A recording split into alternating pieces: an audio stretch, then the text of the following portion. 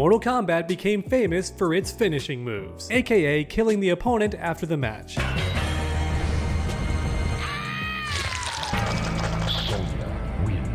Fatality. But the story mode also has tons of death. Believe it or not, almost every character in this series has died once. In fact, most of them have died twice at least. Then others have died 6 times or more, which is hilarious. Listing which characters have died in this series would take forever, so instead, I'm gonna find out which characters haven't died. And no official list exists yet, so I've gotta do some research, right? A little bit of digging along with some critical thinking. Because some characters like Taven are never seen dying, but we can logically assume they did. For Taven's example, Shao Kahn defeated Blaze, who was right next to Taven when he transformed, meaning it's very likely that Shao Kahn killed Taven before beating Blaze, because how else did he reach him? But hey, let me know in the comments if I missed anybody, and leave a like if you enjoyed today's video. Every single like helps my videos out a ton, along with comments and also subscribing. Make sure to do that if you're new, because I'm trying to reach 500,000 subscribers. But also consider becoming a member, because I'm gonna start doing private streams and other fun stuff like that in the near future. So alright everyone, without any further ado, let's begin.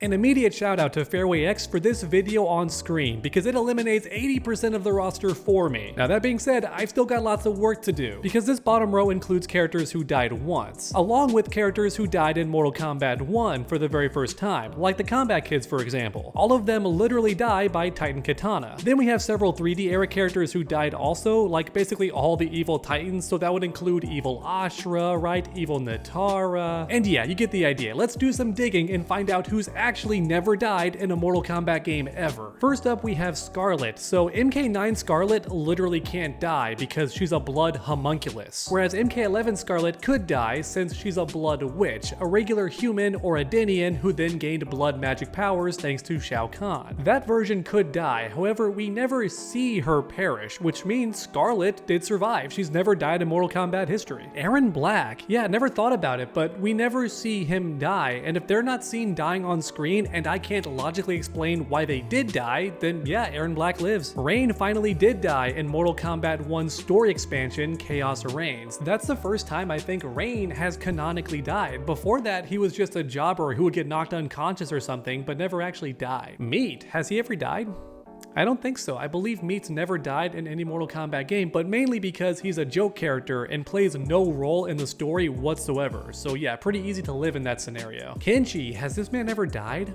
I'm trying to think if Kenshi's ever died. Yes, Mortal Kombat 9 shows him dead. Oh, Kai's an interesting example. So we see Kai in Armageddon, but he's never confirmed to die. You don't see his body in Mortal Kombat 9's intro. In fact, he might not be in the final battle at all whatsoever. Do we see him in the intro of Armageddon? I don't think we actually do, so he may not have died, but if we do see him in the intro, then I'll assume he's dead. Mainly because of Mortal Kombat 9's intro, which shows everybody else dead except for Dark Raiden and Shao Kahn.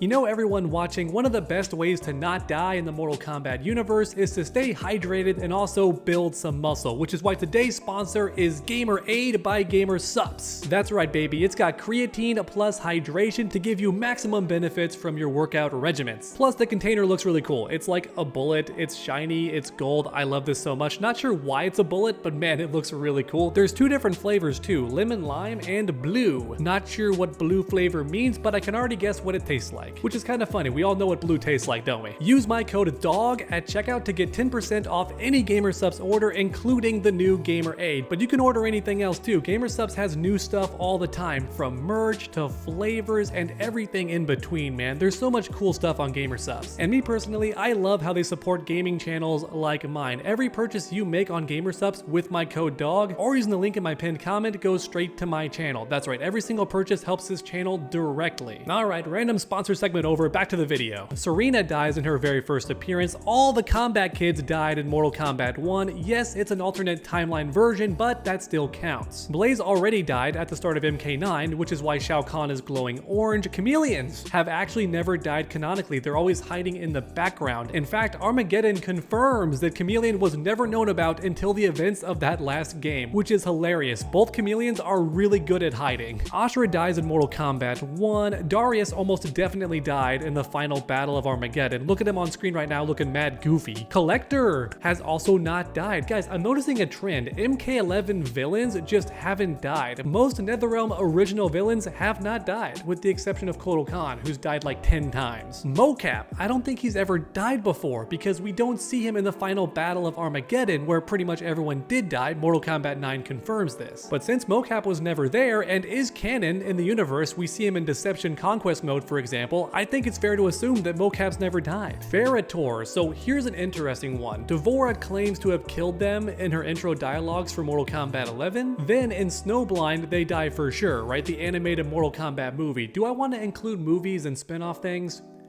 Yes, I do. Yes, I do. Shujinko, so another interesting example. We see him die at Cassie Cage's hands in Mortal Kombat X. Now, to be fair, it's an arcade ladder ending, which aren't always canon. However, we never get any confirmation that it's fake. So I guess it could be considered a canon ending because we never see Shujinko in Mortal Kombat 11, which realistically he'd be there if he was still alive. Kira dies in the Snowblind movie and also in Armageddon, presumably.